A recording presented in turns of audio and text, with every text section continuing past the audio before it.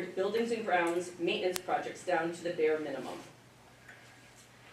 These challenges are no different than those faced by other school districts and municipalities, and in fact, I saw many similarities in Mayor Genitasio's municipal budget message, where he says his increase was necessary to keep services at their current level. He cites contractual wage increases, increasing obligations, jumps in utilities. He says his budget funds only the priorities and essential services and maintains the quality of life for our residents that they deserve. You can substitute quality of education that our students deserve. And as the mayor says, he slashed some $1 million from the department head requests, and so did the superintendent, times about 28. They had many millions of dollars more in requests that did not make it into our final plan. So within this context, we seek to support as efficiently as possible the needs of students and staff so they will thrive within Milford Public Schools.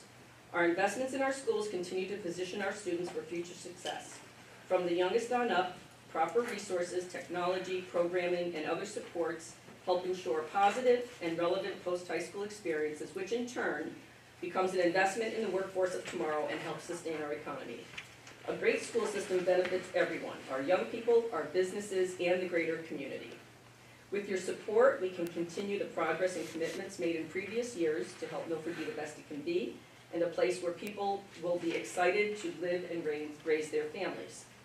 So I thank you again for your time this evening, and as always, I encourage you to reach back out to us should any questions arise in the coming days after you've listened to Dr. Pataya and the rest of the staff explain our budget proposal. Dr. Pataya? Thank you. Thank you, Ms. Glennon, members of the Board of Finance. It's nice to see many of you here again, and grateful that we get to work with you, Mr. Matchett, and just ask that you ask questions as we go along, whether it's this evening or throughout the process. So, looking forward to working with you. So, our message this year is similar in so many ways, and similar from the get-go that we really develop our budget based on the pictures that are on this first slide, and that is children. You see some of our youngest little learners there. On the left are preschoolers that are engaging in what we started a couple of years ago or went back to, and that's play-based learning. We have invested so heavily in the STEM areas in Milford Public Schools. You'll see some of our middle schoolers there diving right into inquiry-based learning experiences. And then all the way up to our oldest learners that might look familiar to someone at the table. But our oldest learners as they exit with a plan for transition to the real world at the age of 22 and 23. So this entire budget is really pointing to what can we do to continue to support our 3 through 23-year-olds. If you've watched any of our work, followed along in Milford Public Schools, you'll know that with great consistency, since my tenure here starting 7 years ago, we base our work on 4 key cornerstone areas. We have a vision of the learner. We have defined concretely what we want for every single student when they leave our schools. We have as a foundation the developmental relationships framework that we believe every child, and yes, I'm going to say this, needs to feel like they're loved. And our caring staff demonstrates that. We also ensure that we are implementing high-quality instructional practices through the model for high-quality instruction that is co-created and implemented by our teachers. And finally, we believe that every student needs a place to feel like they belong, and we achieve that through the implementation of our equity framework.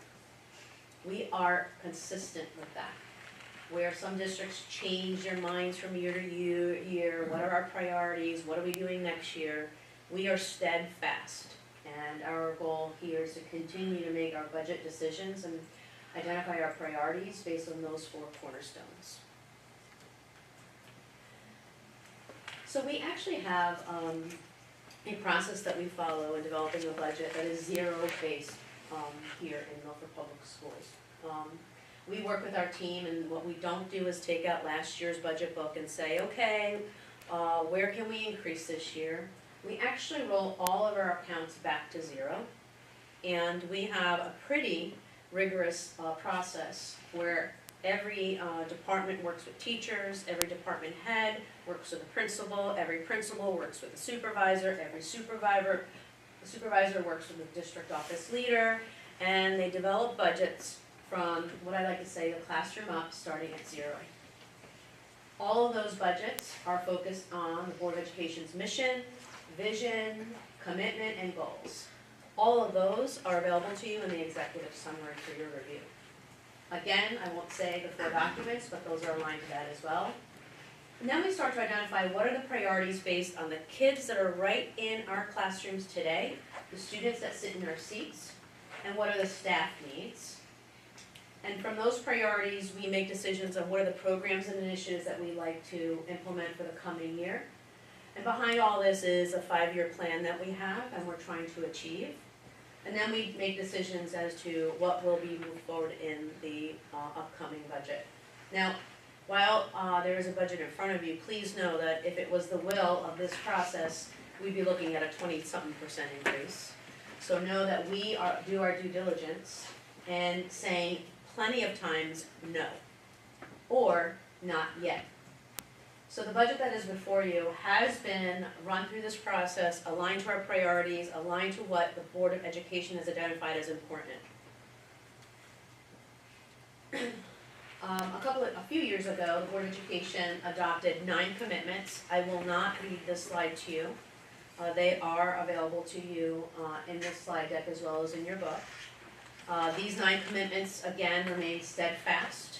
Everything from developing relationships to instructional practice, to supporting our adults, to ensuring that we have curriculum and that we have operational excellence.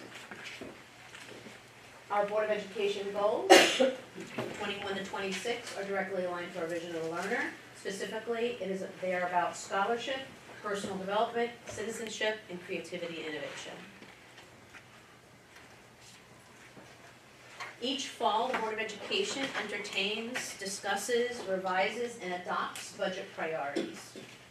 These budget priorities can be found on Roman numeral pages 3 and 4 in your budget book.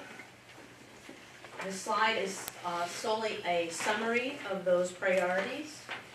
Priorities from supporting the instructional core, to wellness and development of all students and staff, professional learning, supporting talent management and development, ensuring that we adhere to class-size guidelines, looking at instructional spaces, and of course, extracurricular athletic support for our young people. They also each fall develop, revise, and adopt budget assumptions. These assumptions are in great detail, are outlined for you in the executive summary, Roman numeral pages 5 and 6. I will not read the next 3 slides. But our budget assumptions are a forecast. Now, I will tell you, this is an October 24 forecast for what might happen starting in September of 25. So we're looking at almost a year ahead of time. We did make some predictions, though, that we knew we would have to adopt a program to be in compliance with the Right to Read Act. We knew that we were going to continue to develop our safety and security measures. We knew we would have to find efficiencies in the budget. Ooh, I think I lost a slide or 2. Nope, I just went too fast. So sorry. Let me just get back on track here. We also knew we were facing significant decreases in entitlement grants. We've been seeing this happen over a few years, and they continue to decrease, and in fact, may be even in danger of losing many of them.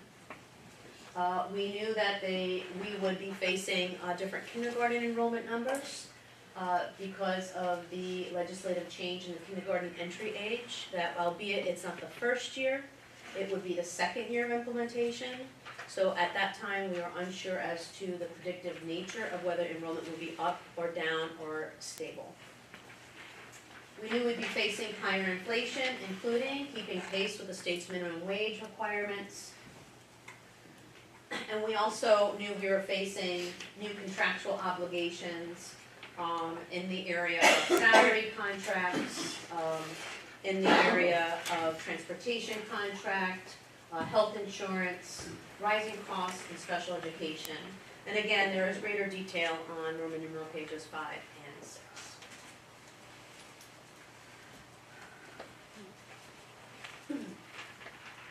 So the proposed Board of Education budget before you is a total of $115,304,923, which demonstrates a 4.87% increase. Now I will tell you, this budget, as Ms. Glenn already named, is a move forward budget. We are considering this a maintenance budget. You will not see a proposal for new programs. We're not proposing new cool stuff, cool, quote unquote, such as in the past, new intentional play units, STEM labs, new equipment. You know, we even stripped this budget of new musical instruments for the first time in my tenure here in Milford. What you will see though is that this budget reflects the trend that is occurring across the nation and state in our very own city. In fact, I took a moment to pull some data for you that is not included on this slide, but you may be interested in. We have access to databases that some of our organizations collect. And I will tell you that across the state, for those districts that reported to our organizations, the average superintendent proposed budget increase this year to date is 5.45%. That's statewide average superintendent proposed. Board of Ed statewide proposed is 5.14%. Now, that state number includes everybody. Everyone from Darien to Bridgeport. So that means all demographics of the state. What you might be interested in is those towns that demographically are categorized like Milford.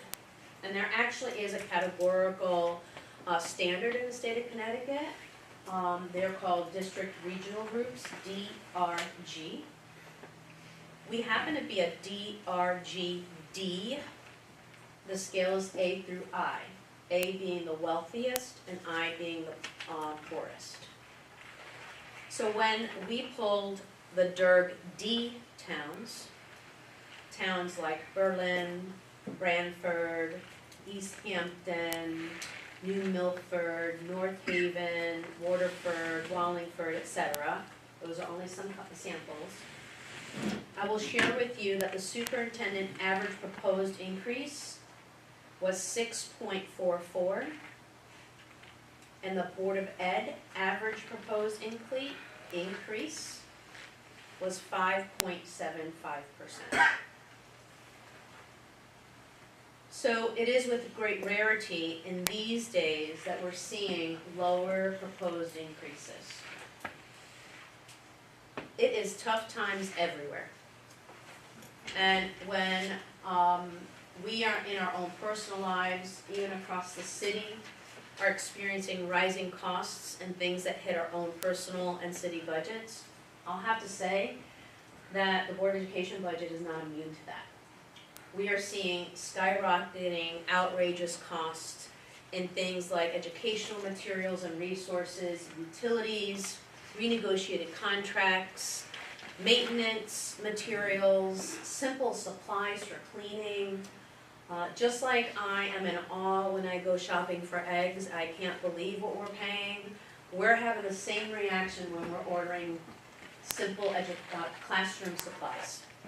What used to cost $4 for a dozen of eggs, we have the same comparison. What used to cost, I don't know, for a box of crayons, actually I do know, a box of paper. A box of paper, right, Mr. Valero? We're shocked with how much these things are costing. So we are finding that we are also experiencing the economic crunch that is occurring across our nation, across the state, and in our great city of Milford. So that is why we decided, because of all of the levers high cost levers that are before us, which I'm gonna go into in great detail here in a moment. And I think this visual actually explains it, that we have goals for our system and we're just gonna keep moving forward. It doesn't mean we're not gonna do any we're gonna stop doing great things for kids. We're gonna continue to do awesome things for kids. We have a great foundation, so we're gonna keep moving forward. But in order to move forward, the budget that is before you includes these primary drivers. So what is before you, and Board of Education budget is usually between 75 and about 82, in my experience, is 82% of a budget is salaries and benefits. We are a human capital driven industry. The way we deliver services in a school district is through people. So our budget, 76.58% of the budget is made up of salaries and benefits. That doesn't leave a lot for other stuff. Chart where you will see that there's a very little quote-unquote discretionary other stuff to consider. So of the 4.87%, these line items, salaries and benefits, the increase in them, make up 2.68% of what's in front of you, which in dollars, the teacher's contract alone of this portion in dollars in its third year amounts to 1.3 million. So the good and bad news of the Right to Read Act is we thought that this legislative piece was going to cost us around $1 million, as you see in our assumptions. Thanks to our teaching and learning department and doing great research with our teachers and cutting costs where we could, this bill's coming in at $346,660. So about a third of what we were anticipating.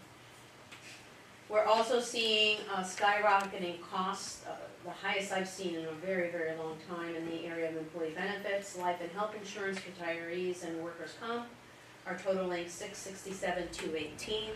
That's a really big number in front of us. We have some specialized programming needs at the elementary in particular. We're actually going to be able to fulfill that on the certified teacher side by moving some things around. So this would be an example of reshuffling and reshifting priorities. But what we can't reshift is the need for some paraprofessional support. So while we won't be asking for teachers for specialized programming, we will need para support. So we thought that was the best we could do in that area. The biggest bite of the apple here, and the hardest one possibly to swallow, would be this transportation contract.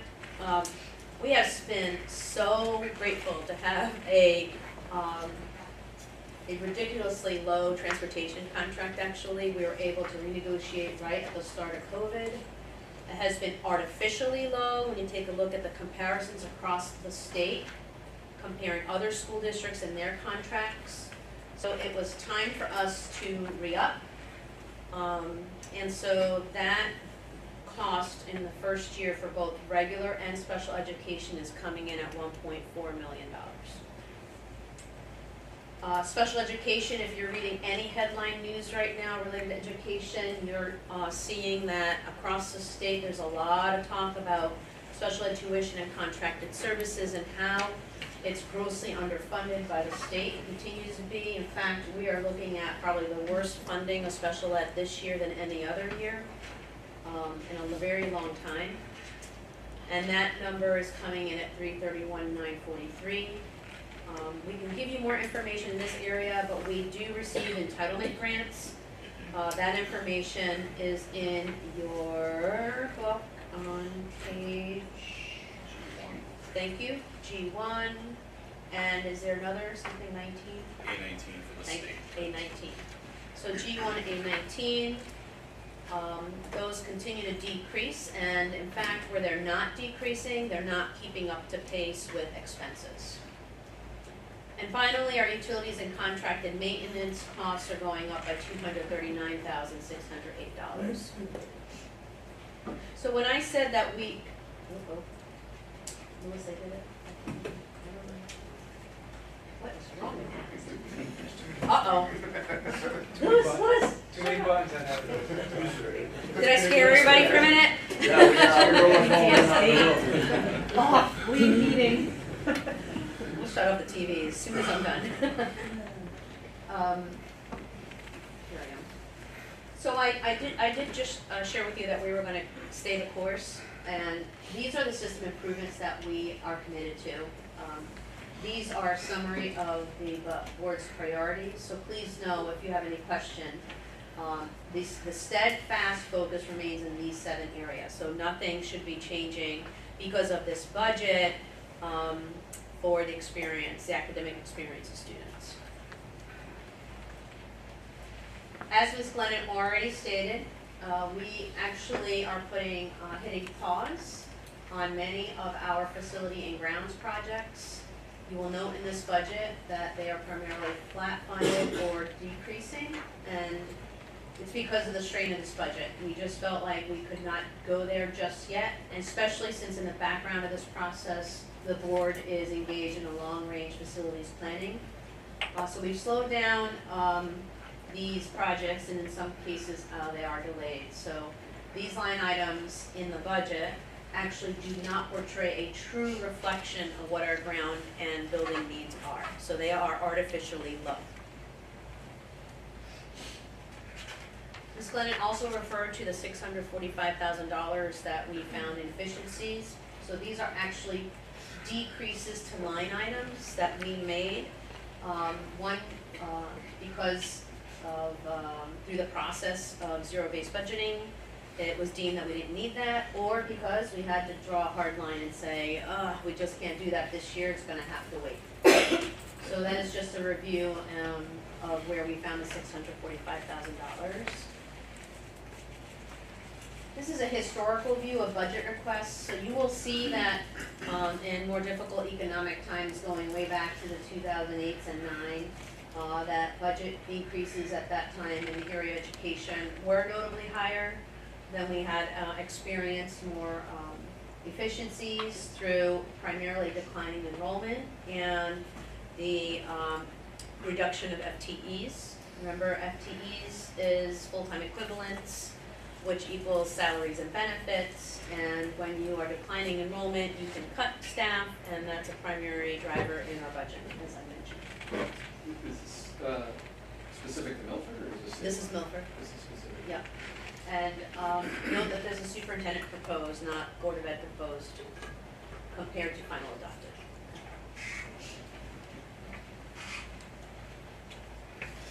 This is a visual representation of what is actually on the next slide, so just depending on how you want to consume the information, this visually demonstrates categorically how our budget is laid out. You'll see the big blue is the salary, and then you'll grab that red piece of the pie, adding the benefits, creating 3/4 of the budget. Then you'll see other areas that, like transportation at 6.8, contracted services at 2.0, leaves you with very little wiggle room in this budget.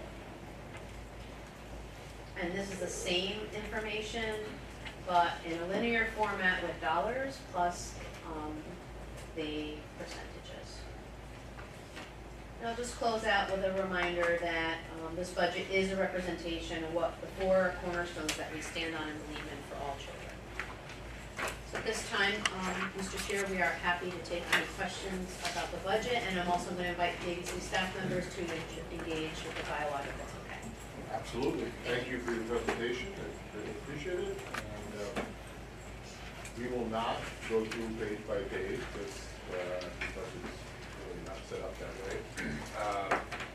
But we will open up the floor to any members of the board of finance that may have any questions or comments. Superintendent, Board of Education, or administration.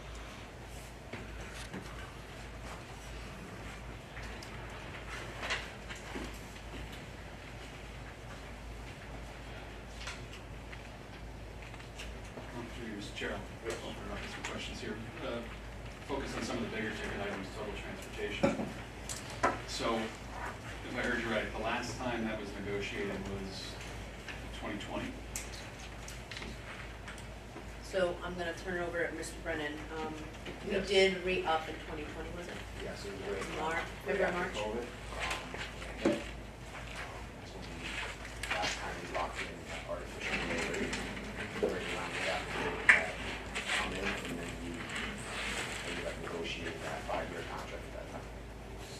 when you say artificially,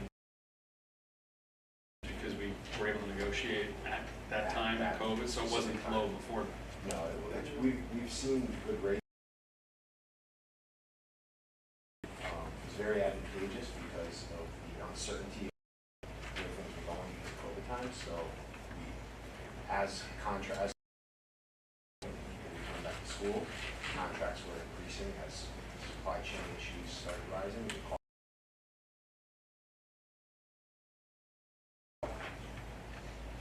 How have routes changed over that 5-year period? Is it, hey, we had X amount of stops, we still have the same number, or have they increased?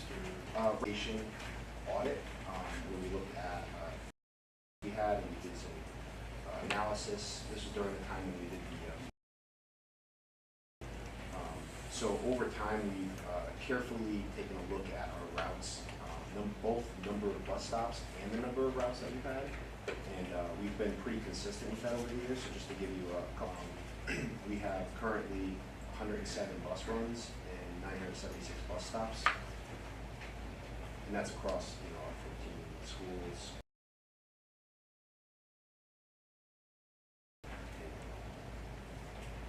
Those are what makes up those bus runs. And that, so 976 stops, it's roughly the same as it was in 2013. So the 2020-2021, that school year, there were 956 stops.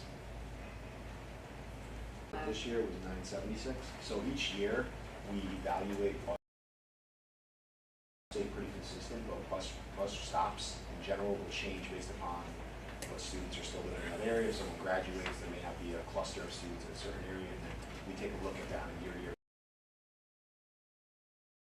A little bit, which would change routes slightly, but overall those will stay pretty consistent. Yeah. Do you have a bus run?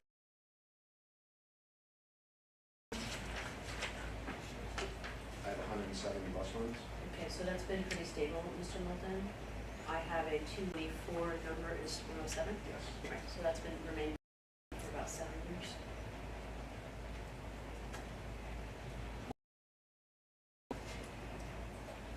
With that negotiation with bus companies, is it the stops, the run? Maintenance, number of buses, the cost of maintenance for those buses, the cost of employees, what it just takes to run a fleet. The requirement for security cameras. So in other words, why wouldn't there be, maybe not a one-for-one difference, but a similar kind of, okay, well, we don't need as many runs have relative to, let's say 5 years ago, maybe there's 100 less, 200 less. So students still would be spread out vastly across the town. So, a student here, a student there, 100 sound the whole city. It's not going to change the bus routes and the bus stops that dramatically. That's transportation policy where any student that lives with a certain primary driver and how many kids we have to bus. So that policy has remained pretty steadfast as well. There's also limitations as to where you put stops based on safety and security for kids. Not a safe walking distance. Yeah. And just to give you that, up to 1 mile for grades K through 8 and a mile and a half for high school students. Stuck behind buses, I feel like there's a stop every 5 feet. And I will tell you, Mr. Moulton, I'm glad direction where they want more bus stops, not fewer. So maybe like the whole neighborhood would gather around one bus stop and they would be willing to walk. While we don't stop at every person's house. Okay. It No, I depends mean, on- So it depends on the street. If the street doesn't have sidewalks, and if it's, Yeah. like certain It's streets, safe. you do have to pick kids up at every, Yeah. unfortunately, but, well, fortunately. And if you don't know the number, that's fine, because I gotta imagine it fluctuates, but how many using the bus? Like, in other words, maybe another way is how many are being driven to school by mom and dad. 694. That's eligible though, right? Eligible, That's eligible, not right. how many kids, like. And that parents. number would fluctuate on It really requires us to ensure that there is a seat. You have to plan for it. Yes, I'm gonna put my kid on the bus or not. If the child is eligible, we have to make a seat available for that child who's eligible. So the number was 3,000 and change. But there is certainly a trend, I think more parents are dropping kids directly, at least by the traffic. So they drive them instead of allowing them. Depends on where those kids live. Back in my day. Yes, Walk. correct. Everybody Right. walked. Oh, back in our day, Mr. Yes. Uphill from the snow. 2 miles. We also bus parochial school students. Yes. And so this increase, this isn't a projected, like in other words, the ink is you're stuck with it, but for the next how many years? Did I have escalation clauses? In other words, like, okay, this is the 5-year reset, and every year we know it's gonna increase at 2% or something like Yes, that? Yep. so we locked in 4 years, it's gonna be 4% each year. How does that compare to the years or previous contracts? 5, that was The big adjustment.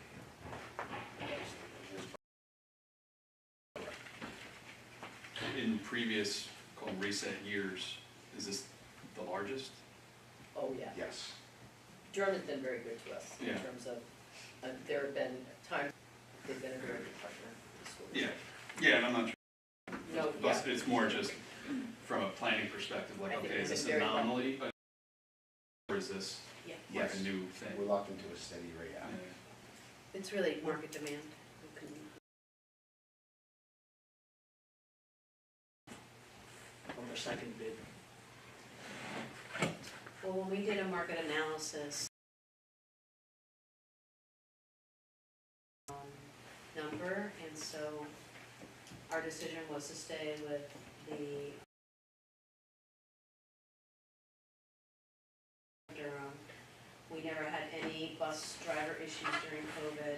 They were always able to provide transportation during COVID where other districts couldn't. They offered a first dollar, developed a bus depot here in town. And we know the staff, so we felt like those were all things that other contracts could not offer us. So we decided to go with, Well, competitively bid. so Board of Education, we decided to talk directly with Durham. Best offer they could give us. And then we did a market analysis. Okay. So we didn't open it up for bid in this case.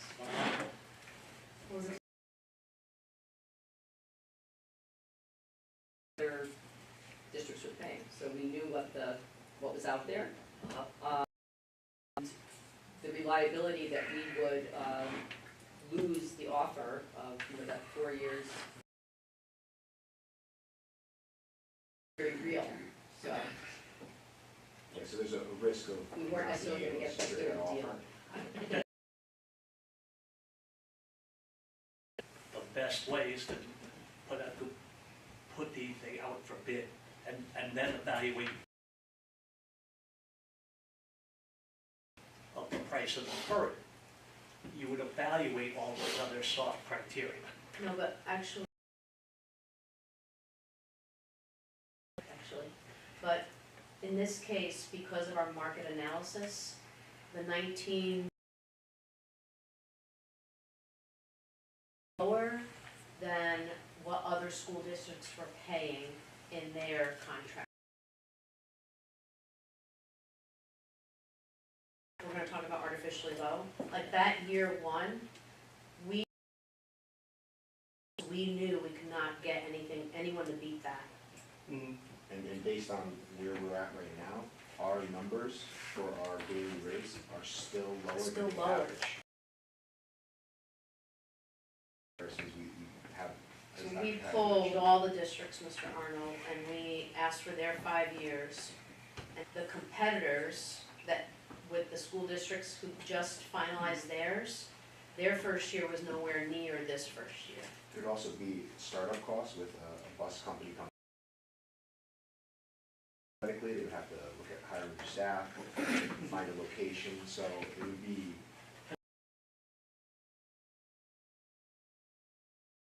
Moving those costs over to us, Could be. yeah. Follow up on Ray's, I mean, are you saying that Durham, we put it out for an RFP? Is that what we're saying? We faced losing their best offer. Is that what you're saying? Well, Certainly it was a possibility. it's not a matter of withdrawing it, they would have to then, They have to bid. they would have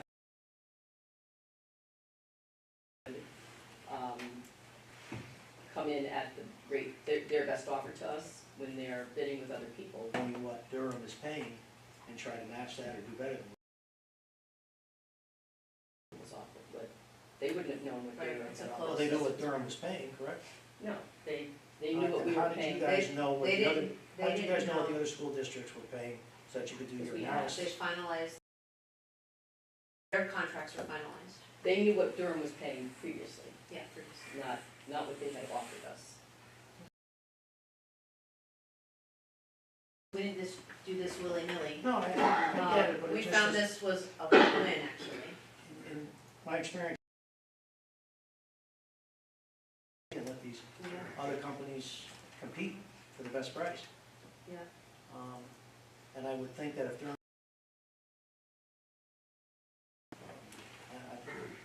that's just confusing me. When was the last time an RFP was done? Formally? It was 2005? I believe so. Start of our contract with Durham. But just for clarification, like, there's no bargain bus company out there. Do better than 20%, like, that, we are happy to share with you the chart, like, we were paying.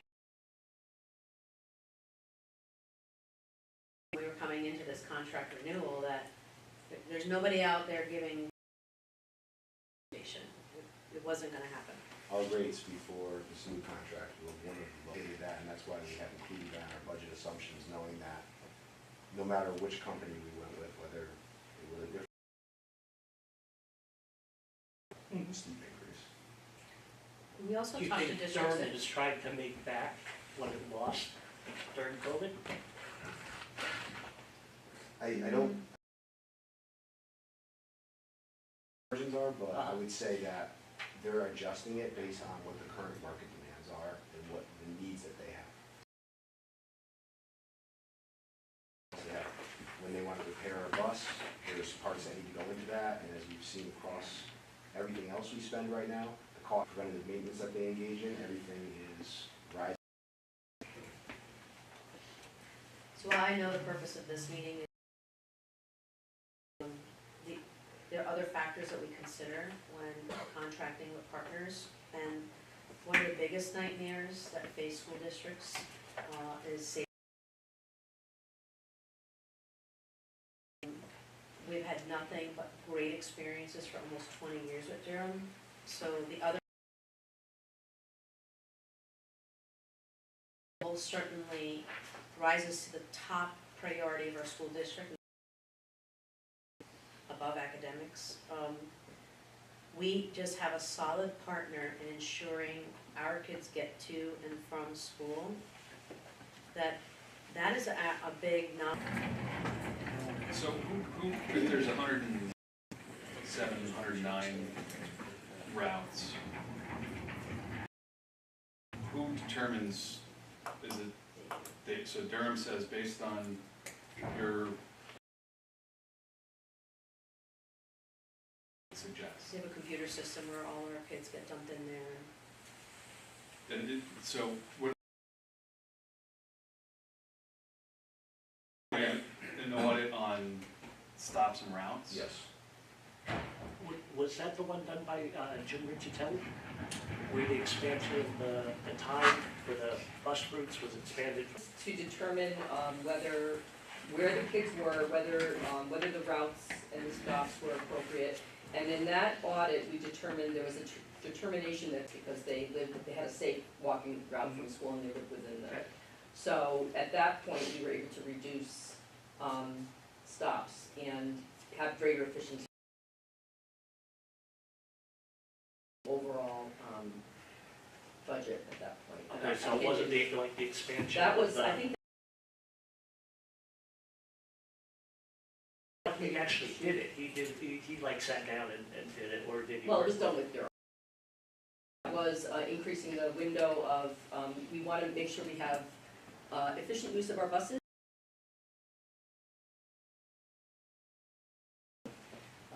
High school, middle, and elementary school run.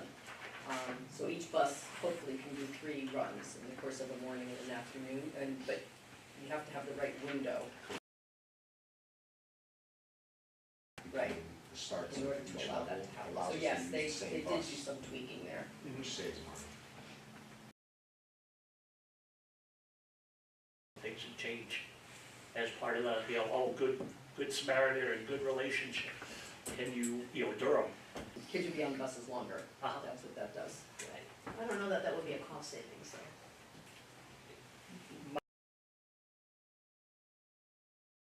Okay, so, well, give us what the 2013 study was about, Mhm. what its intended outcomes were. For us to go and revisit Mr. Arnold. Yeah, I'd be curious. Maybe I'm thinking too simplistically about it. If years has gone by, right, and if we have a student population in the last 10 years down 15%, we're reset down at some point. And maybe not the cost, all right, because, there's a maintenance cost, but routes or stops, again, maybe I'm thinking about it too, linear. Between, hey, we're down 20% in students. Not saying the cost should drop by 20 or the route should drop by 20, but Even bus roads. 2000. Oh, I think I have some data, Mr. Arnold, that you're referring to. Yes. So in 11, 1,901 bus stops, and then implemented, it went down to 1,694 stops, so almost 300. I'm sorry, what was the first name? What the second one? 6. 9694. And then in 11-12, it was 156. And then after the TAS was implemented, was one. And then, so what we did was we changed the start times of the elementary schools so that everyone, that was in 2017. And in 17-18, it dropped to 109. That was. So walking distance was lowered, there was a reconfiguration in there, there's start time.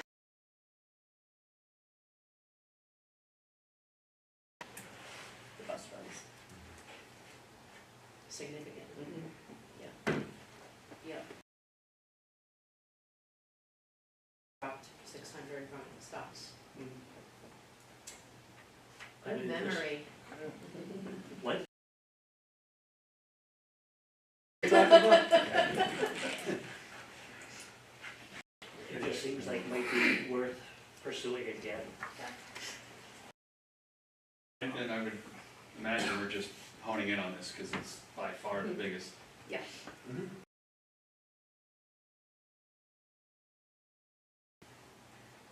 And the questioning isn't along the lines of the service that's being provided or anything like that. It's just trying to understand what's getting.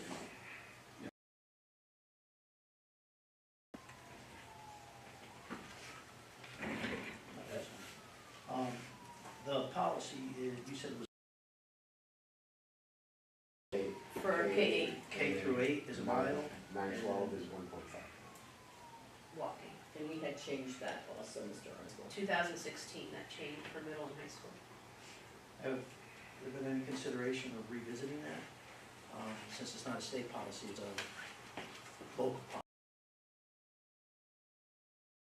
If we increase that, that would potentially reduce the number of stops. And come with a lot of pushback. Miles a long way. Yeah. The legs. Well, I'm not saying maybe not for K through 8, but for high school. Advantage of it. I signed my son up for the bus for his 4 years at Jonathan Law, yet we said, oh, just in case you need it. So how many Jeff Matches are out there, or Matchy families that are out there?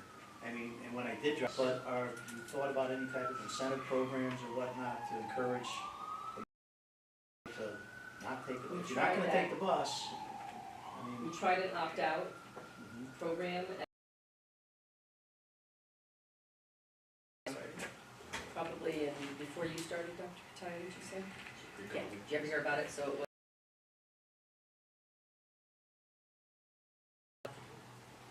And Nobody wants to opt out, because, just in case. because of the match act, because Yeah, you're. right. I mean, there's always that day, somebody's saying, you You can't have go to to work book a taxi early, that or they something. might 10 trips. couldn't- There's no other municipalities or other Board of Ed use incentives, you know, a sports card, you get free admission to all the sports games. Something along those lines, have been any consideration to those things? Because you legally cannot, you can't bind them to the opt-out, that's the problem. Yeah. There's a state law that stipulates how you have to transport kids. Are you from offering an opt-out? Well, if you have to, to your policies, you give kids that live within a certain distance, or beyond, they have to be eligible to take the bus, so. But does the state prohibit you from No. offering an opt-out program? Provides transportation No, services, I understand that, I understand that. So You if have at to any adhere point to in your time, a policy. family could say, well, we changed our mind. We have to have legal counsel look into something Okay. like that, I think. Can we do that? I mean, it's an interesting concept, it's outside the box a little bit, where you just. Used to We frustrate choose the the heck box. out of me when I, you know, and I was the cause of it, and I pull up and there were 3, 4, maybe 5 kids getting off the bus. And I understand we have to offer it, but, I mean, behind the school buses, you're getting stuck behind a bus that's stopping every block. I mean, why can't we extend those bus stops? Because those children might live on a street that is, or a road that doesn't have. Expect them to walk on a street like that doesn't have sidewalks, so you have no choice but to stop at every house.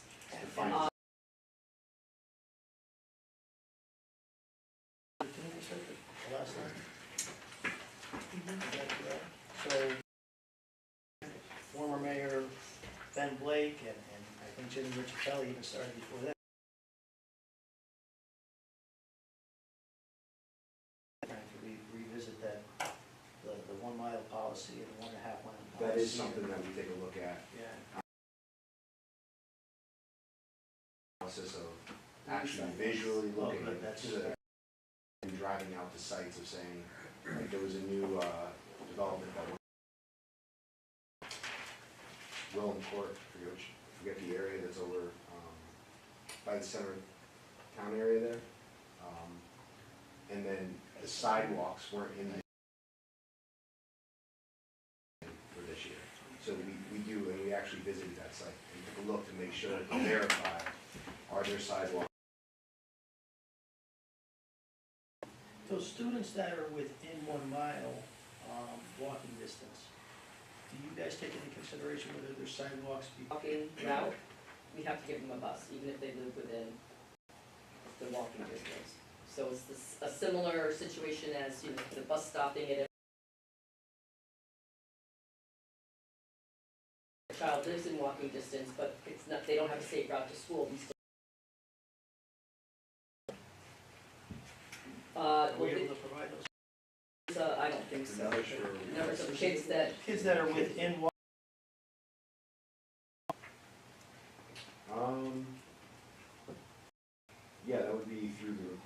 process, yeah, we could do that. There, the study that Mr. Arnold spoke of, where it uncovered, areas of us, and the reality was, there were, either whether sidewalks had been installed at some point, or, I can't say what the situation was 20 years ago, why they were given a bus, but. So, just to clarify a little further there, information that I think would be helpful too, I think that might be smart to opt in to taking the bus, so that we have an opt-in program. So if a student is within the walking distance and there's a spot eligible on the bus, parents can have them, the parents can apply for first. So what we do is we evaluate the bus, look to make sure that there's, that there's room on the bus, and then we're able to opt in. A number of students that opt in, and I have the data from last year. It was 71 students opted in to. They don't have a bus stop. They have to make. Are we required to do that? No, It's just a courtesy. it Well, does if the not. bus is running anyway,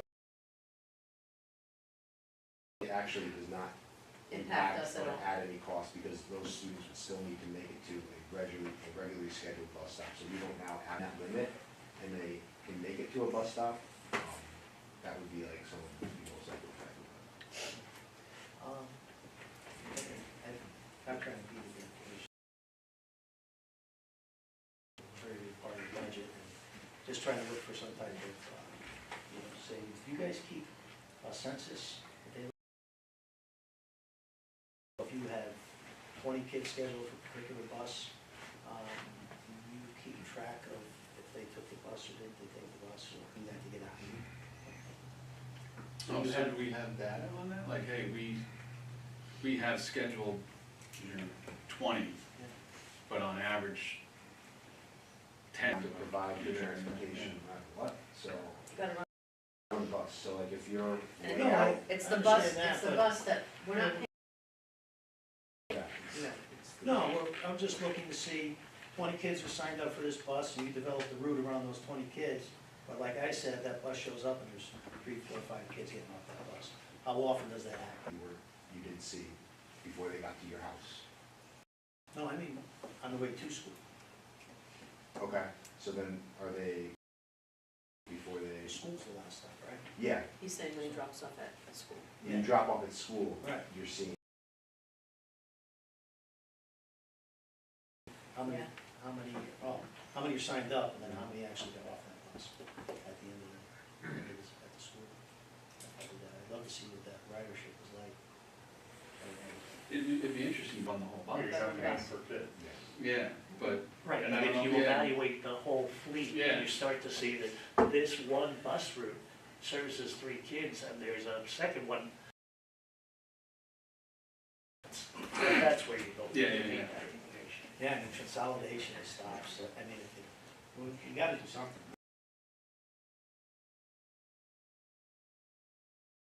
The future increases are stable at 4%. Yeah. This is just a This one-year. is a 5-year from now problem we're talking about, because it's gonna.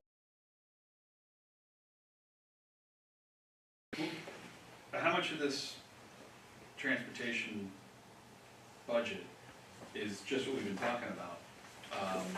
Morning and afternoon pickups and drop-offs. Well, the aquaculture, Aquaculture, Trumbull, Boag. Yes. Yeah, like- provided- Well, that's one bus, so 60. Is it in the book? That's in here, yeah, that breakdown is in the budget book. Yeah, so if we actually. look on It's in the page, detail. breakdown of regular ed, athletics, Trumbull Roag, Bridgeport aquaculture, field trips, Oh, okay. your non-public, which is our St. Mary's, Royalton Hall,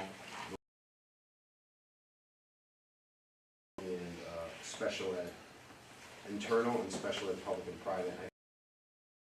I can mention about this increase as well is, so I know it says 1.4 million to Durham. So transportation, both regular ed and special ed, and Durham does service a number of, does service our regular ed students, but it also services some of our special ed students. It's approximately $898,000, and the other is for obligated special ed costs that we need to transport students to. So it's, you know, it is that 1.4, when you see that one on there, you can see that it breaks it down to regular ed and special ed, and on that Roman numeral 13 page. And that special ed internal would really fall within that Durham contract, if you were able to add that up. So there's certain pieces that are attributed to special ed transportation for our students. And those figures, Yeah, so it's based off that 19.7. so why, No, which figures the are special ed internal, No. the special? No, no. internal, yes, but not the others. The others are business vendors, Okay, because those are specialized runs, so it might be a Okay. special program that they're doing. so that explains why the percentage. In my introduction that, it's good for us to put on the Board of Finance's radar that special education costs are just out of control. Absolutely. And that is, in fact, there is a special, state task force that was put together into, 4 primary issues related to special ed, and tuition and transportation costs is one of them. Vetoing or denying the additional appropriation today, for special ed. That was the 40 million? 40 million, yeah. He was expected to not sign off. At 80% reimbursements only about 10 years ago, right? We're about a 60% reimbursement in the area of special education tuition this year.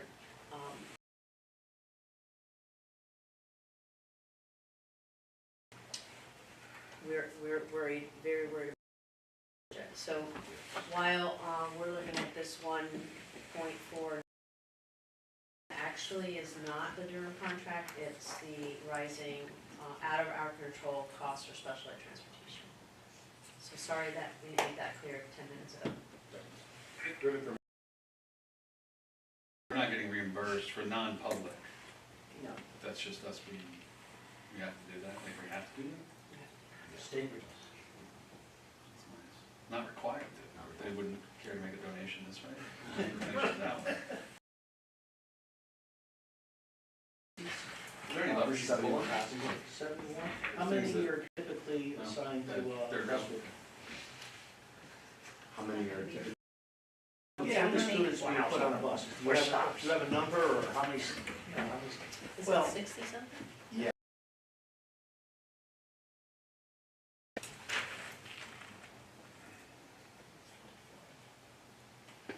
So, 55 on that? 65 for elementary or something.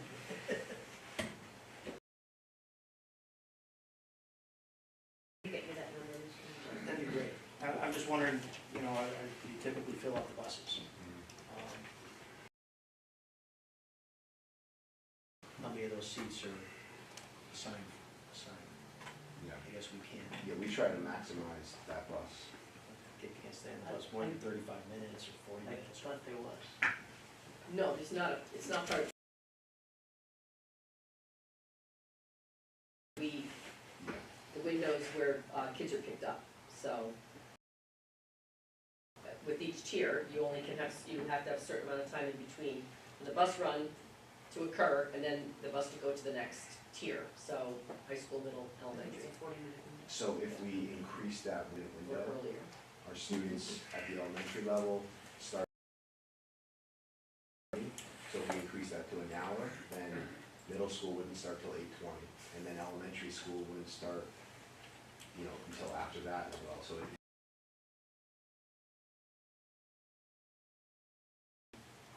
If you were to eliminate a bus, would So you have a 40-minute limit, is The 40 Between minute the difference? Because it's the Between start levels. time. the levels. yeah, those numbers would be. I'm gonna switch gears for a second. Sure. Well, I'm just looking at page, going to 15, but this really is regarding staffing. There's a net decrease in staffing of 6.5 FTE. It looks like, is there anything in particular driving those reductions? One of the middle school actually is a wash with the world language, because we're adding world language, and at time of planning was world language. We're just starting to take our kids, I think we're about to start to take our kids. So that's when we'll know exactly what reduction that will be. I see there's a funding shift from the EA grant to two positions. Is that a federal grant? So is there any concern about what's happening as far as Washington? Absolutely. So there'll be potentially further shifts from grant funds to the. We don't know yet. It's pretty fluid year to year, and we don't typically learn our entitlements for a lot of the grants until later in the year, the spring for the IDEA grants, and going into the fall for the title. Never recall seeing that line item in here before for the shift from the grant. Perhaps ARPA, yeah. ARPA money, but is that typical for these types of grants? So there are some grants that, like let's say IDEA, for example. We have many teachers and paras. The IDEA part of me is a special, actually helps us run our special ed program and to a large degree. So some of these that CARE do, if we can do without the position, we'll eliminate. But if we can't, it'll come here. So we could give you, broad strokes, like we took stabilization, but stabilization isn't always positive, because your costs go up and your grant is the same. De facto. Our title grants going, like in 21, 22, we had 723,000, I'm just gonna round, okay? Yes. And this year we're receiving 688. There's a title one. So we have examples. Yeah, that's, You'll start to see, that's, it doesn't seem as if that, those other places, whether state or federal, are really going to be increasing. What happens if they go to 0 Well, this year? well, it depends on when. Requirements or not, if they follow the model, they just might just be funding. So.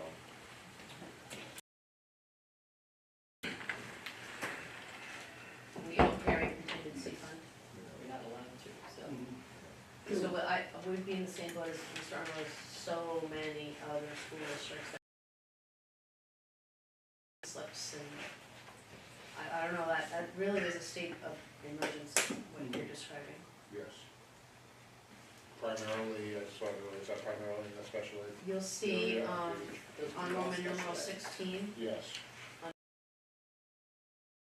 programs 3. You see the 3.0? Yes.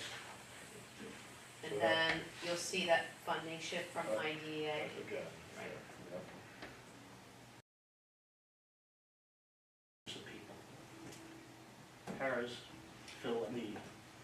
They absolutely do, for specific. And you also see, some funding shift above, Mr. Lena, Mhm. under non-union assistance, passing the communication coordinator. So we're reducing it from 2 to 1. Community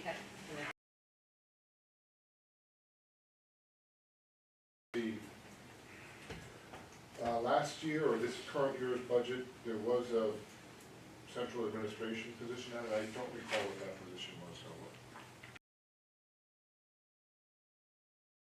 That was a funding shift. That's only a funding shift. That was a funding shift. Yeah. Because Mr. Michitelli is not a certified, side. So it's So he- viable. I'm not saying that. He's a good man. So he was on the non-cert, it's solely a funding shift, not a new person. Couldn't recall what the. Thank you for the question.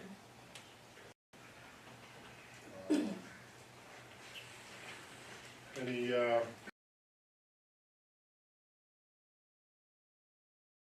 Staffing. I think we put everything that too much. Okay.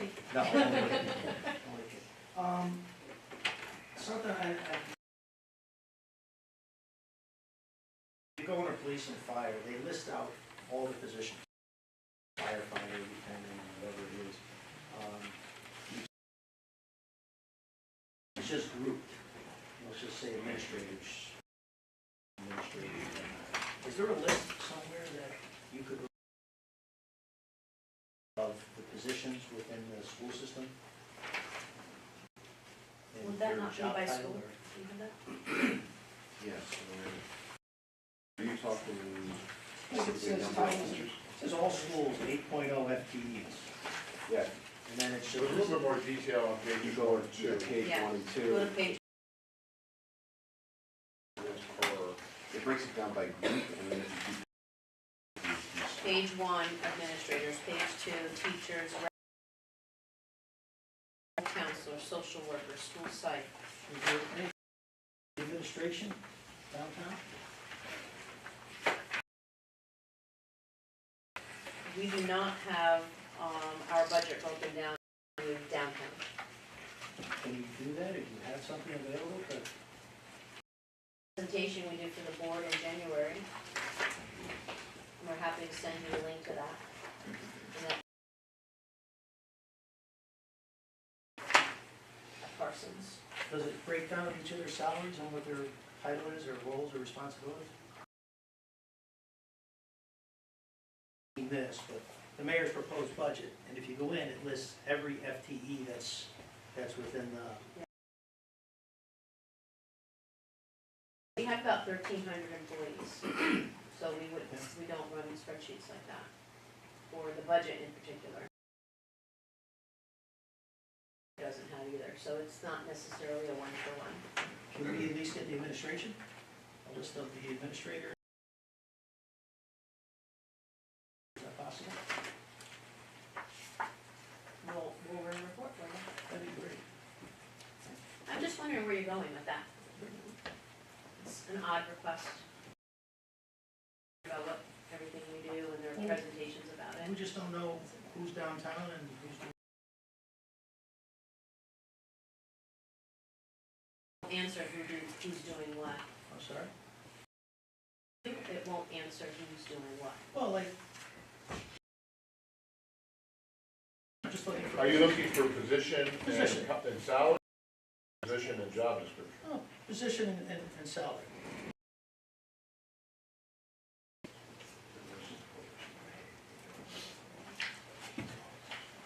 Since we're on page 2, the light, there was a big shift from 2 to 6 special education teachers. I'm just wondering what's the backstory. We lose the preschool. Like physically, preschoolers going from this building to that building? Yeah, we moved it out of Orchard Hills, so that.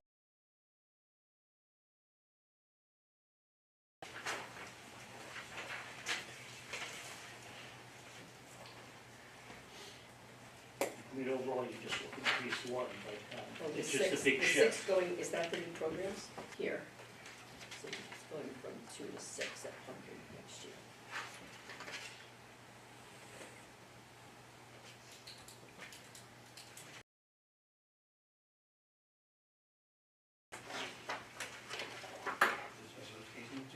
Special ed, yeah, going to 6.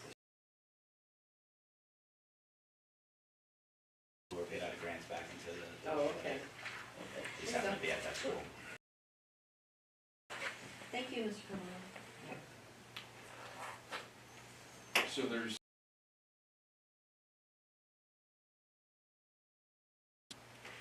positions in the school system. Change, for this week. Yeah, summer.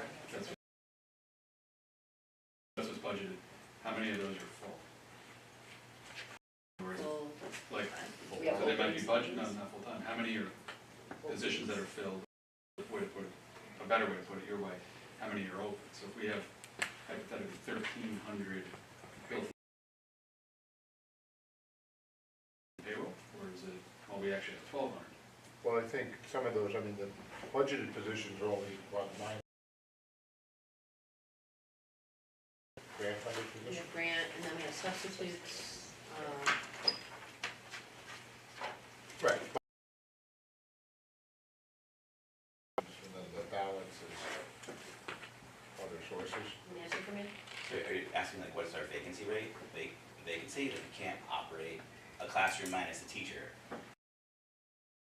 Look at FTE, like full-time equivalents, which is, I think, the number, the total number that you just spoke on. But if there's an opening, a teacher might have to teach an additional section.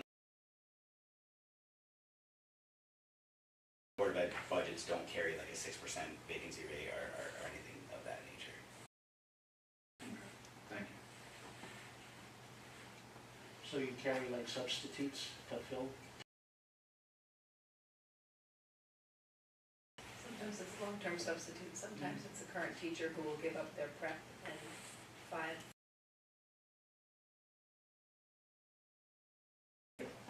Compensate for that.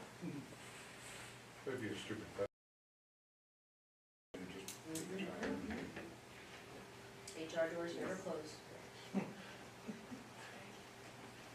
Out of the, I mean, out of those 950 budgeted, Without counting, I'd say 12. oh, that's not bad. Yeah, it's not too bad. That's not bad at all. And that's not necessarily from September, that's people who have left and we just haven't filled them. That's not bad. Do you see a lot of retirements? Wait till June. But we see more now every year than we ever have, if that makes sense. Always be at the end of the year. And now people are hitting, their 30s for TRB. If they hit it in the middle of the year, They're not. they're not so obligated to stay for some reason. And non-certifieds typically, they retire like December 31st and then roll into Medicaid. Go mid-year. They're not. Yeah.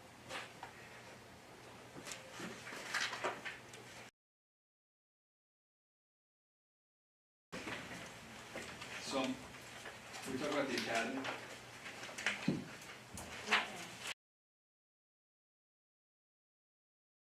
I'm looking between different pages. Sir. At 37, so we're dropping 20.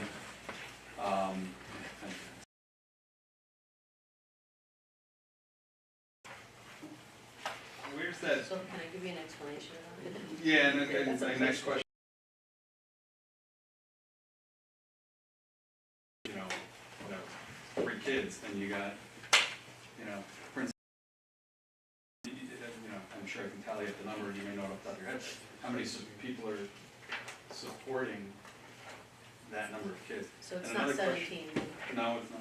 No, I said 17. That's like a Oh, place- The academy, so the number of students who start at the beginning of the year is not the number we end at. So for example, 15 kids, and we ended up with 50 full-time. And because we have rolling in the 23-24 school year, I'll just stick with that. We projected 15. We had 15 full-time enrolled students throughout the year, but all in all, so the number, like Ms. Glennon said, that is in the budget book every year is just a placeholder. It's our best. So this year, we projected 16 kids. We have 49 children. I think that's today. This is an old sheet. As of today, we have 49 kids. Building for services. So I'm sorry that that number's misleading, but it's just like preschool. When we start the year, our numbers are much smaller.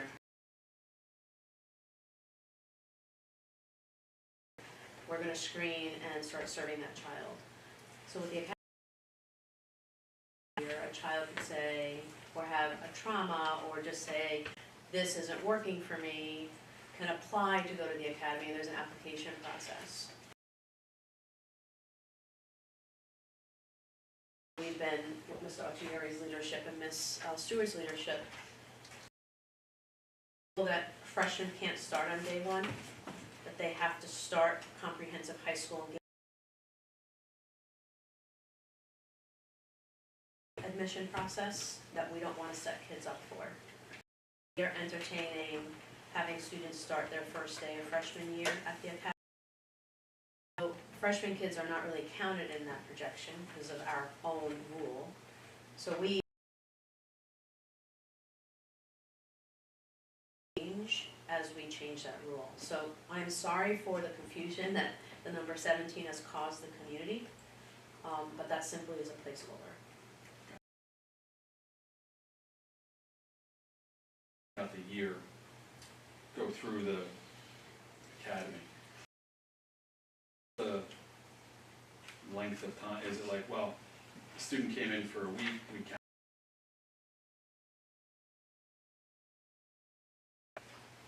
Taking classes here for. Well, that's why I gave you the number of 50. We have, right now, we have 40 in gaining their credits from the academy. There's classrooms there through our special services program for transition services. We have students that go there for the PM program, which is not something we talk a lot about, and that's after school dismisses. There's some kids that engage in credit recovery services, and they usually go to that building, even though it's time, and they go to that building in the afternoon after everybody's left.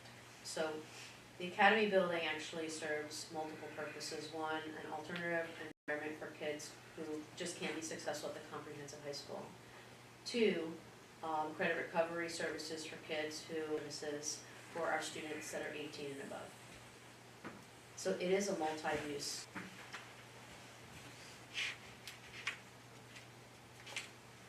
And is it staff?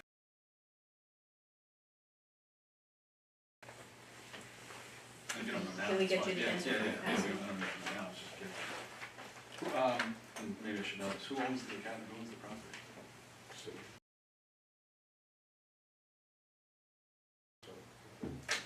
Well, all of our buildings are the city's.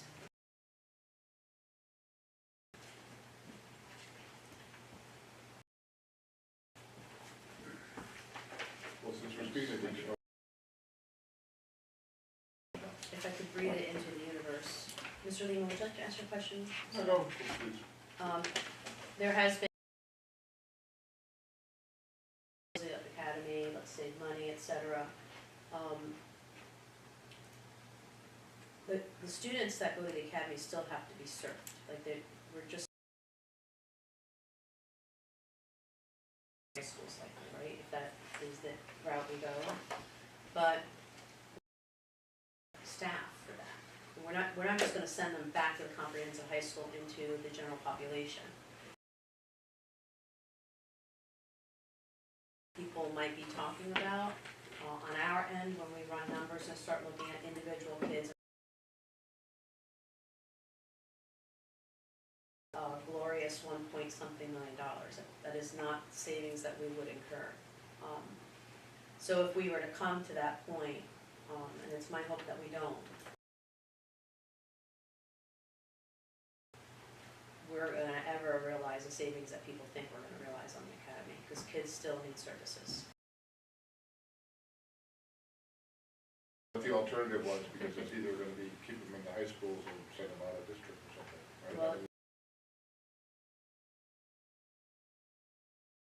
Before we had the academy, they were in the high schools. The program is actually in a different location. What are they doing? That's right. Has been offside for a number of years.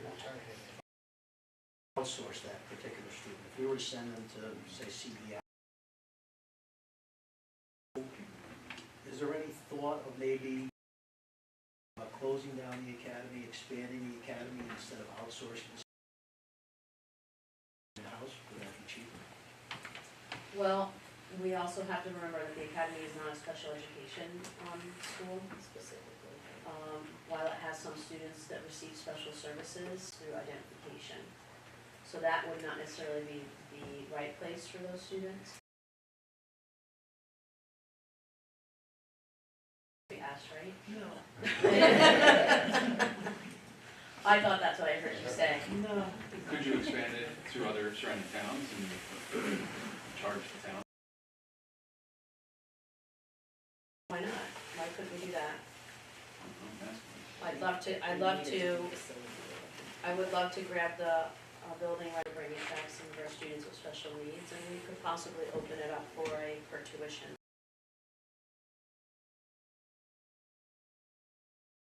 So I was just talking to the principal about this the other day.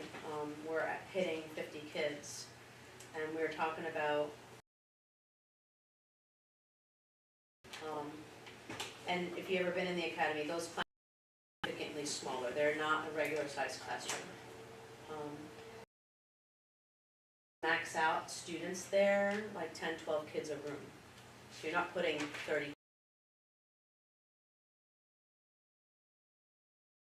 That school, the more square footage you're gonna need.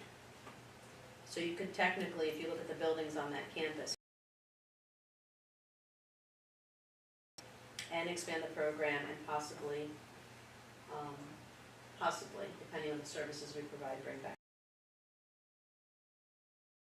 Are other school districts that would die to have a program, alternative ed program, and I think it was Shelton just recently program, and I remember reading about it in the media how excited they were to be able to offer. They found that a site they were able to offer their own program, because there really is, and they really need it for many different reasons. Just to go off that point, we wouldn't want to just kind of push it out there. I think, Was the number you threw out a minute ago, back at 1.7 million, is that the academy? no, I just hear that like Administration. 1 point, sorry if I said 7, being thrown around in public. Mhm. I'm not sure where that number. Getting all of it. So I didn't know if that was the number. Well,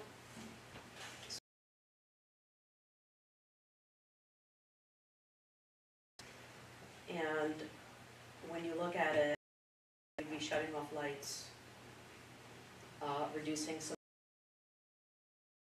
of high school, and keeping some staff that would be critical, managing 50 to 70 kids, right? If we were to grow the program. So you're not looking at and the bulk of our budget and is what we spend on salary.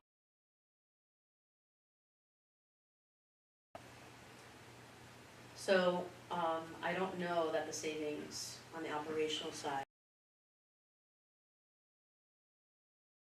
As you'll see, the amounts in the different areas, electricity, sewer, all those different areas are very low for that.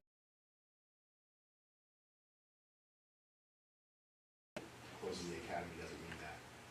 Whatever, as you mentioned, adding up in the book, it's not a one-for-one. Whatever you total would not be the savings because some of those staff would still be employed because those students would need to. I don't even remember. I just released a study.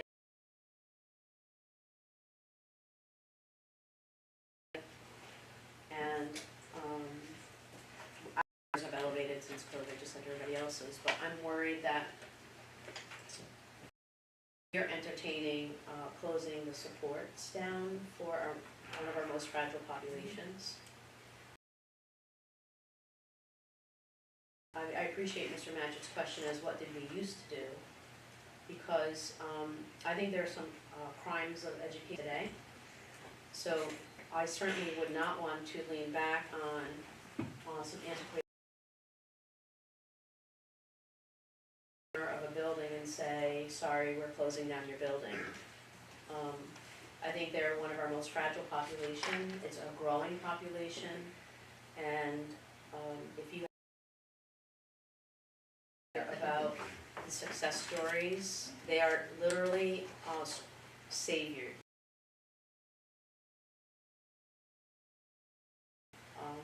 Contributing citizens to this great city, so I'm looking a lot about closing the support down for some of our most fragile students, so.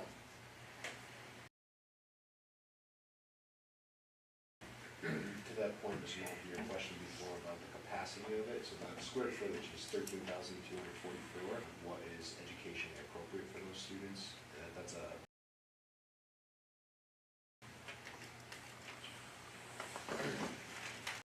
How long have you been operating the academy?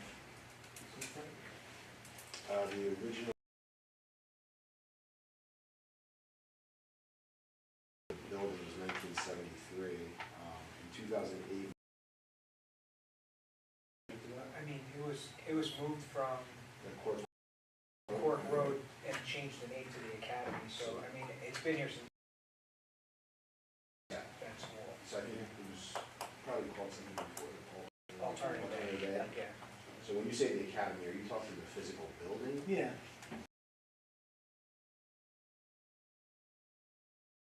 Oh, that's. Wasn't Court Board of military? I don't know why I remember that, that's what I do. So it's over 50 years. Yeah. That we went 73, right? The building. The building. no. That's what. That building might have been built there, I don't think. Yeah. So So is that- 73 is when it was built. Okay, In 2008 is when, You switched over there. is when we took it over. I believe so, that's when we made an addition. Yeah, there you go. Exactly. And when did we, you know, when we Did we moved get in it right away? I don't know. Next question, please. That's not ours, that's not this budget. So, know. Joe. You're gonna throw anything down there? I know as of 2006.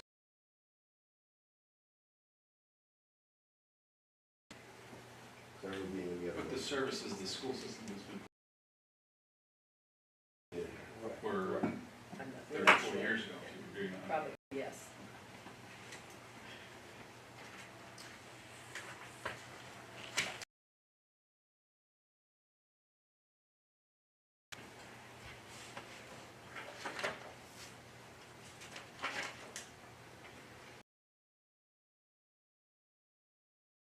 The sports teams, the budgets for the sports teams,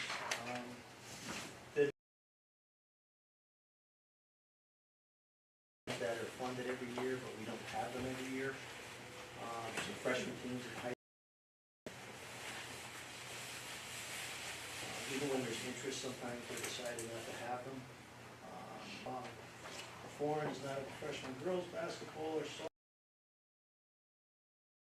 Baseball, girls basketball or softball. So what happens with those freshman budgets? We budget for them every year, but we don't have the programs.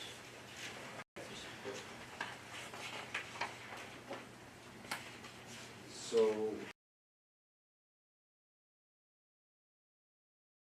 Pick up the budget based on the operational cost of the coaching positions unfilled, just like a teaching position or certified staff is unfilled, and that would not be spent on that. Of what we budget for is offset by costs that are on gate receipts. So gate receipts, as those ticket sales are really to help kind of fund a lot of that portion of the sports. On any given year, I know that the athletic directors keep a close pulse on that with being a particular freshman team, but there's a certain number of Like, to run a football team, for instance, in a freshman. You wouldn't run it, even though there's 11 players in the field at any one time, you wouldn't run a freshman team with just 11 players. So those kind of things are based on different types of there's interest in that sport that year. But if a position goes on field, like a coaching position, we budget, if that's a sport that we are, but I don't think that that's a regular occurrence, though, like there's a high frequency of. Last couple of years,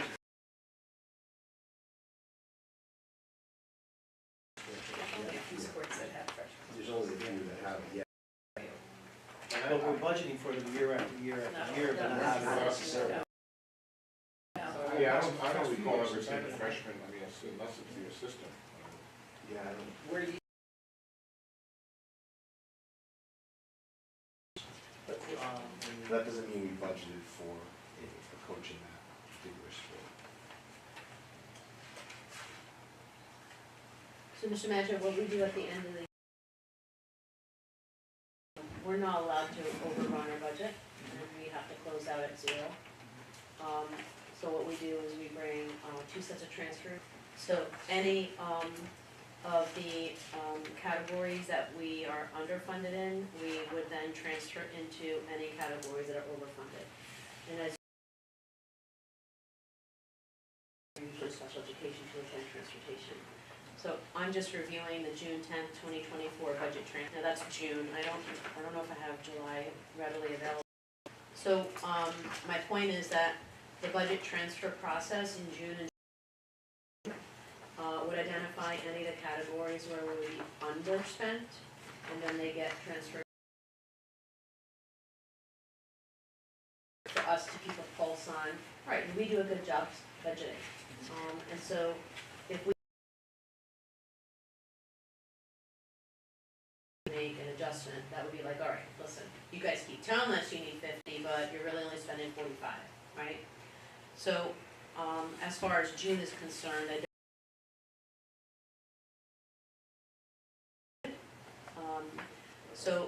or over.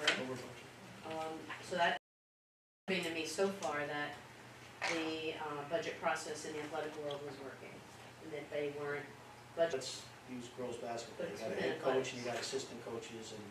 And those assistant coaches would still support the varsity team, the Right. JV team. If you're hiring outside of that, it would typically be one of those coaches that you have already employed within your. And if a freshman team runs, you would, one of those assistant coaches would be able to run.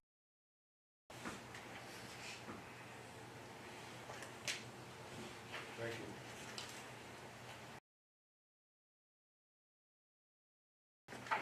I'm gonna shift gears a little bit, workman's comp. There's a 9. X, well, I guess, Roman numeral 11. So, they take a look. A couple factors go into it. They're based on experience, so how much we've historically used, and also the rising cost. The salary increase? Yeah. Okay, so maybe that's like a 3.5%. Why is your experience increasing? I would say our actual experience is pretty comp carriers, and they constantly commend us for having a lot of different safety procedures in place and a lot of different trainings that we do. So in our regular meetings, but as I'm sure you're aware, and I can't go into the specific details, but cases do cause, even though there's not a high frequency, one case can. Or are there cases out there that are like that? There's certainly, we have, as we mentioned, many employees, so there are certainly cases that most, so some are very small, but some cost more money towards the workers' comp, so even though experience acts it. Are those costs person was injured, we've settled the claim, or are they perpetual now? That like they get paid $20,000 a year for the next 10 years. It would be more of like based on individual needs, so you know, we obviously want to depend upon the actual specific incident, like how long the Like, surgery. is there a program in place to do that? Use like, say, a health insurance rating, Mhm. you could have one premature baby dollars. Yeah. And then everybody else could be fine, but your rates, your experience rating's gonna go up because of that. So I think that's what and that makes it go up, the rate go up faster, even though we're in good shape and people are not getting hurt in Across the board, whether it's general, yeah. lap, liability, auto, insurance, we're seeing national trends about health insurance and all these other different types of insurance just going through the roof. You know, not to anchor back to this, but the fires that are in California are, you know, cost.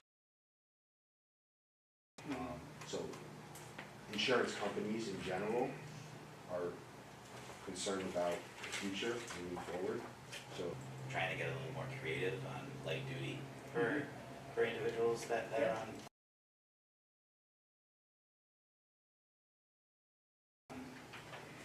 unique or different ways. People who are injured get back working for light duty, and that will also help lower moving forward Yeah. in terms. So some of the reporting. Yeah, those are the proactive.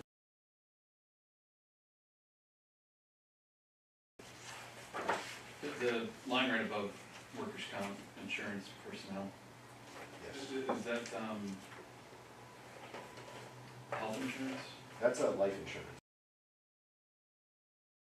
So based upon employment contracts, certain employment contracts, people are guaranteed to have a death benefit, which pay in order to secure that life insurance for employees based upon the different working groups. So we have a number of different working groups, and some are eligible for that death benefit.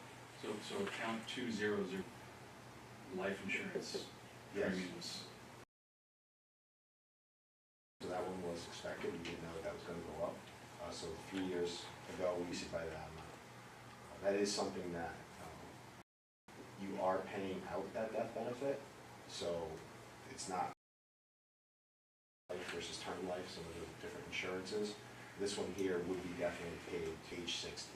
So it's a payout that occurs upon the passing of that individual.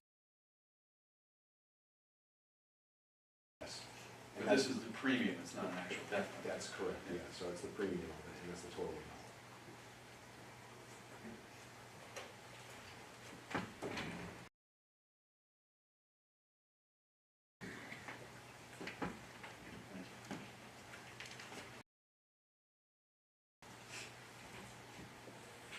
So I think I know the answer. Page 29 is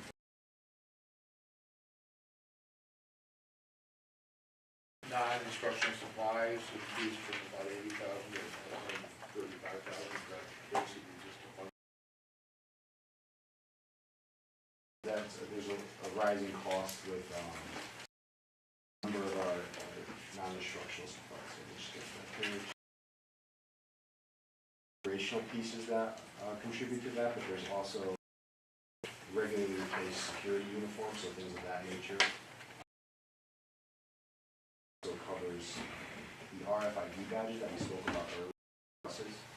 So we buy those in bulk so that we're able to get a deal on place those for students at certain age groups. So students that are entering into 6th grade, 9th grade, entering kindergartners as well. Every new kindergarten student gets one of those cards as well. They have supplies, they're actually things like Yeah. badges for students and Yeah. things like that. So a lot of those are they're not purchased individually at a school Right. level. They're in service to the students and the staff at the building. It'll be like central purchase efficiencies, actually. Yes. So it's Just not buying out of this copy account. paper. It's not, yeah, it's not. Not it's more not staples. paper, Not more staples. Pencils and pens, no. No, okay, I wasn't sure what that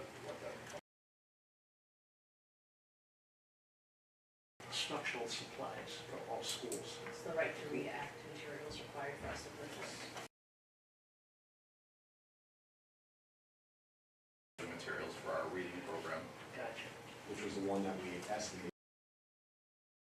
So, It's mandated for them? yes. It's mandated? It's on, Yes. well, Of course. We've got a little bit of grant Yeah. funding, but it doesn't cover. We're able.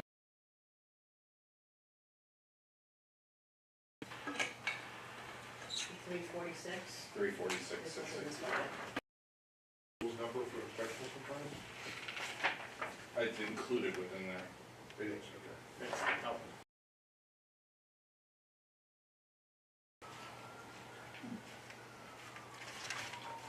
That's a one-time purchase. Yes.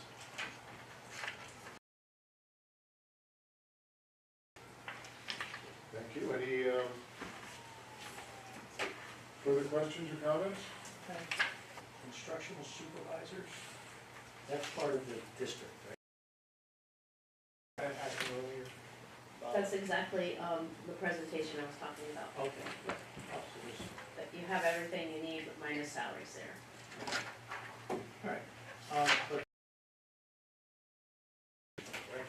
Well, we don't use the word downtown. or, They're not in downtown, they're. but district, They're in the schools They work every in the day. schools. they go to schools, they They're don't, I'm sure you had something similar to the police department. and what's their roles, or go to schools and do what? A variety of roles, everything from curriculum development to leading our professional learning. They're in class. Helping teachers to look at their classroom data, make determinations for instruction. I mean, there's a significant amount of roles that. How many curricular areas do they? So, many of them Didn't you are, say there were like 300 and change? in terms of total curriculum, yeah, it's about 360.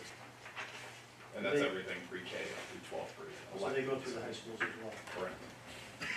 Are there teachers at the high schools that are getting a stipend to do what they do as well? Do they work with these? Working within their departments, not really in terms of curriculum, professional learning.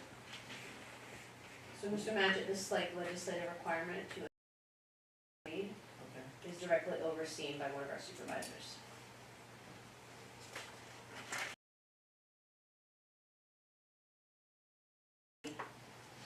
NGSS, the National Something Science Standards, Next,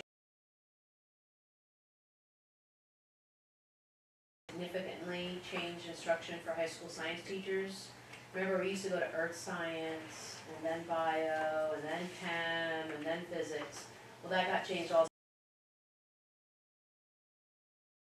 Supervisor for secondary STEM that helped rewrite teachers, develop professional learning, and train teachers on that new national way of areas that they would have had done.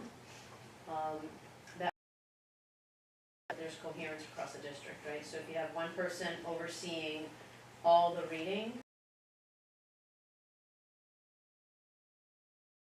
to be coherent across the 8, and it's funny to speak more to this. When I was hired, one of the top priorities was to get our schools coherence, but in more layman terms, it's just get us on the same page.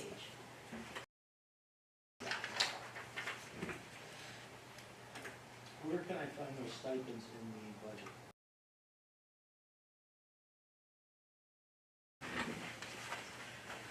So stipend is a contractual obligation, just so you know.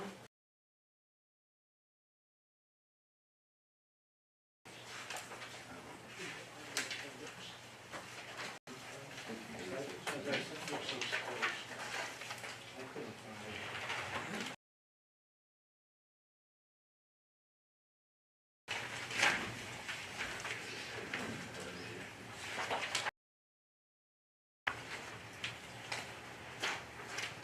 Page 850, I think.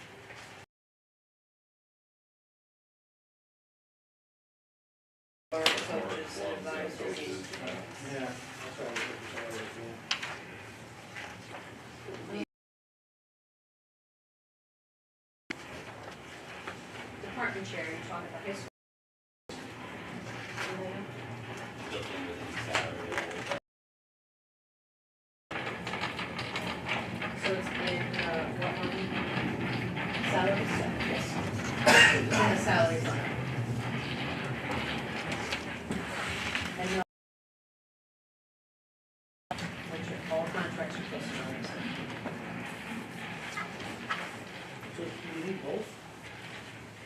position, then we would have an argument, right? But, supervisors are available during the day to push into classrooms, et cetera, so. And then the department head chairs do what? What's their roles if they're? What's their responsibilities I'd have to, outside the classroom? I'm just, what I'm asking is, educators and professionals, that we, that's Well, why they're in front of you. Pre Dr. Feaser, before Dr. Feaser's time here, we did have what you were referencing. To oversee, I'm not exactly sure what they did, to be honest with Called you. curriculum coordinators.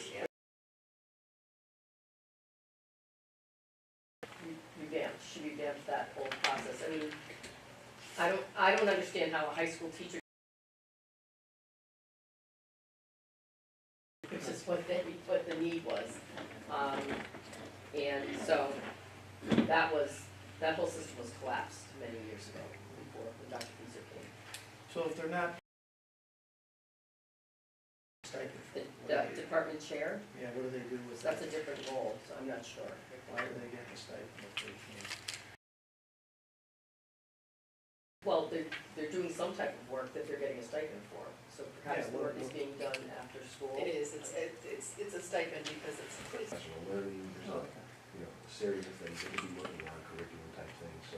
So they're getting stipends for the extra The hours? extra hours, yeah, Okay. because they're teaching the full day. All right. Cost analysis, are those new this year? In the budget, on page A18 and A19? That's always been. They've always been there? Yeah.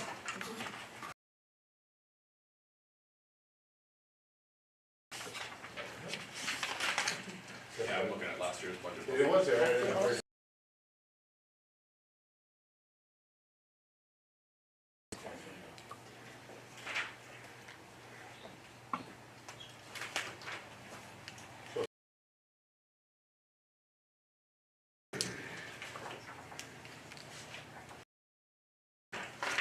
Any other questions or comments from the board?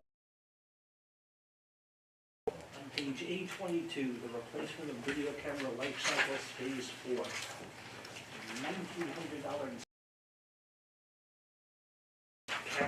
dollar cameras. What do they do?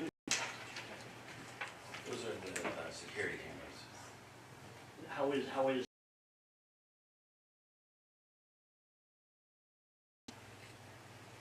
Yeah, so they have, the needs of these cameras have grown over time. And this is a replacement cycle, so if you look at that, it's a life cycle replacement, so many of our are many years old. Yeah. And, just like anything else, it needs to be like a regular replacement of it. Is this where, We just bonded. panoramic? We just bonded it. and they, So, the city, it yeah. just seems really excessive. You can zoom in. Yeah, we just put it with the last line. And the replacement cycle helps address the needs as those cameras go. So many of those cameras are original back to 2013, 2014. So as they go, you need to replace those. Yeah. Needs a camera for safety and security reasons, we would add one. Yeah, my question is, They're better 1900, what's that? They're better cameras. We asked this question and it was more panoramic views than some of the older cameras that we have. Yeah, and like when you an older camera, you try to zoom in on, you need to mix and match it away, and it gets very blurry. The newer cameras are. that you buy on Amazon, right? And there's a industry standard for safety security reasons.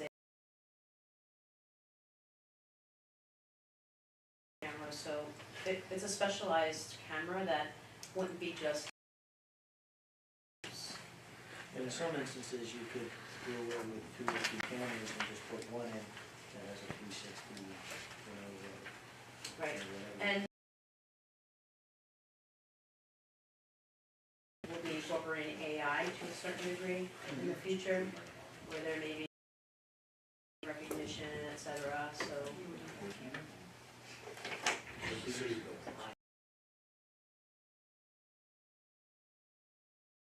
I know they- I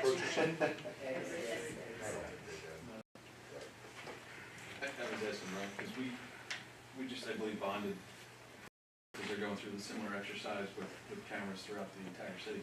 Is there a coordination, or is it just a coincidence that you guys are We doing? do on drills, and they have access to our cameras, but they need to. Cameras are in our budget every year. Cameras on the budget. I think it's the same company. It's like a Police. rolling, Yeah, that's a where I rolling was- stock yeah, of Rolling, replacement. yeah. Am I right, Mr. Vernon, it's the same company? So every year, so just to give you some historical data, and we receive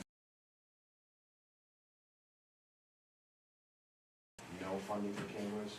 It was cut, and then 23-24, we received funding for 25, we received funding for 50, so, you know, we have these on a regular, it would be something that you would see regularly. I think with the lower amount that we received these past few is the reason that it would be the 75 this year, but which is very similar to year 21, 22.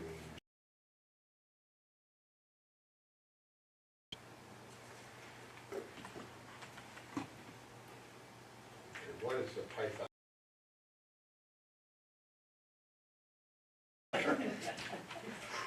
Yeah, wow. Those are TI, We could do a demonstration. yeah, now keep it away from me, I'll break it. We still use calculators, Mr. Lehman, All right, and can you believe how much they cost? I'm sorry, Tax returns, that's Yeah. just one. that makes you plus and fly. minus, it's about my job.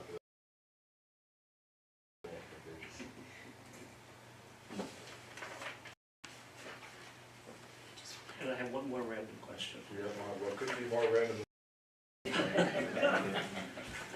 Page Roman numeral X, what is driving these? So prior years, we were able to use a lot of the ARPESA funding that came to the district during the COVID. Funding has now been completed and allocated out. There's a need for us in order to continue this budget. here. So the use is constant, it's the funding that's. The fund- Thank you. We're hoping to turn that into a revenue maker one day, so.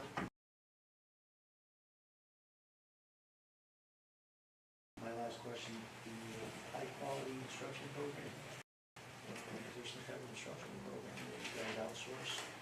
It's not a It's not a program, program. it's a model. It's students learn best how teachers teach in the classroom. There's no program materials to it. It's something that was designed and built by our, it's our coherence throughout the district to make sure that we are educated. By, those supervisors you were questioning, what do they do? Right. They, Get tied into that?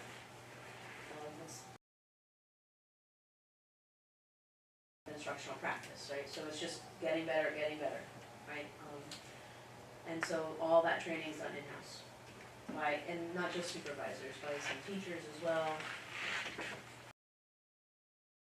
And somebody from the outside? When we first started, we brought somebody in to help us out, but it's all inside now. Okay.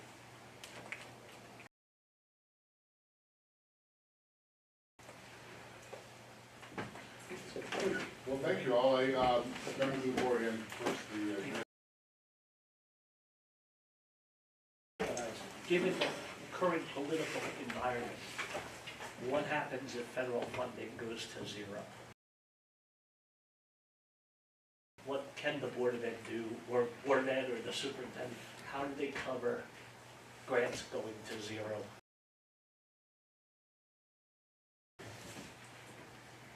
Is, Something. this is to the board, this is to you, Peter, and this is. You know, we've never, it's very unusual.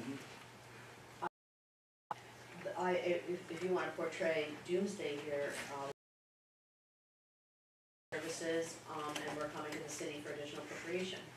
And there's a mechanism for you to come to the city for additional appropriations? Besides praying and we historically, we've never had an incident where we opened up the budget for. But this would be unprecedented to change,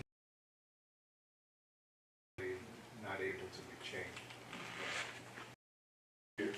Extraordinary, unusual and extraordinary. Let's hope we don't have to. If we have to, they can come to, do you go to the Board of Aldermen, do you go to the Board of Aldermen, does the mayor, what's the process? we have a regular day. That would be an option, but it's limited, and that has its own set of problems. But For me, I think this is something we address because it is unprecedented. We've never done it before. We've never had to do it. Yeah, lots of communities that they go back to their city because they're running short and need more money. We've never had to do that. Because we've managed our dollars very, very well. Happened before, and I'm not sure there is a process in place that says how we would do it. We have to figure it out. Okay, in all honesty, I mean, I don't know how else to answer that. You wouldn't just have to eat it, you wouldn't. We would have to have a conversation to see how we're gonna address this. It could be that. I mean, It could be When part of they- it, that could be part of it, I don't think it could go to zero for, have been to the State Department of Education, though they have the funds, have been approved, we're actively drawing down based on our expenses, we do that throughout the month.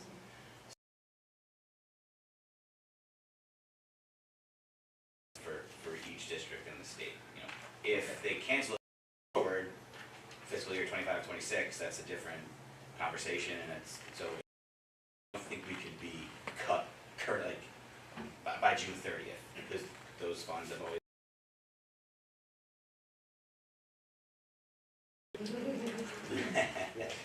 Okay. We're drawing it down, well, the guidance we've been given by the State Department aligns with Mr. Tavalaro saying that, while some headlines, it's not actually a removal of funds within that time. Just some-